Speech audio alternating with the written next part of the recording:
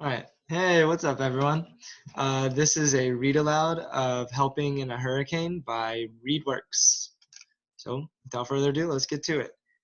First off, you see a picture here. This is obviously a picture of possibly like an area that usually gets hit by hurricanes, usually causes flooding and damage, as you can see right here. All right. So it says, Brienne was busy working on a crossword puzzle when the lights went off. As she went to fill in number 9 down one that she had been stuck on for ages, she could no longer see the tip of her pencil. Outside, the light rain had turned into a tremendous downpour, and the few people that she noticed running home an hour ago were long gone. Her block was covered with a violent stream of rainwater, with bits of garbage and misplaced items floating along in it. Brienne, grab your backpack. We have to head out now, her mom said.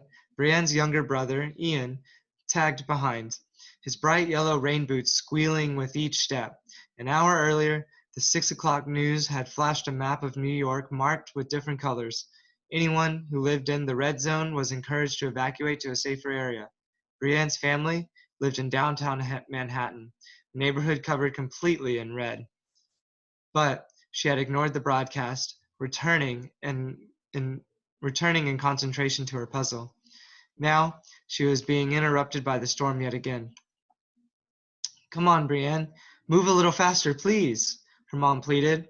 Within 10 minutes, the family was out the door and in their car, which thankfully had been in the parking garage attached to their apartment building. The windshield wipers ferociously swiped left and right in a futile attempt to keep the road visible, while Brienne's dad drove very slowly uptown. They were on their way to Brienne's uncle's home, which was located in the green zone. There, they would wait out the storm and hopefully return to their home the next day. But once they arrived, the TV delivered more bad news. The storm had been duped Hurricane Sandy, and the weather forecaster said that the majority of Manhattan would remain without electricity for at least a few days. Help centers would be set up around the city where anyone could rest, eat, and recharge phones.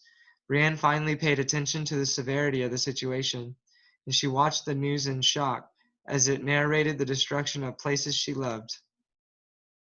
A week later, Brienne and her family returned home. Luckily, nothing had been damaged other than all the food in their fridge. Ian yelled out when he opened the refrigerator door, horrified by the smell of the rotting food. But others had not been so lucky. Each day, the newspaper revealed more neighborhoods that had been completely wiped out by the hurricane. Brienne's father suggested that they drive out to some of them to see the wreckage and find out how they could help. The two drove down the far Rockaway, Queens, of Queens, one of the worst affected areas, and Brienne took pictures along the way. Through her lens, she saw homes torn apart as if they were made of paper. She climbed across beams of wood that had been ripped from walls. She talked to families who were standing in shock near the bay.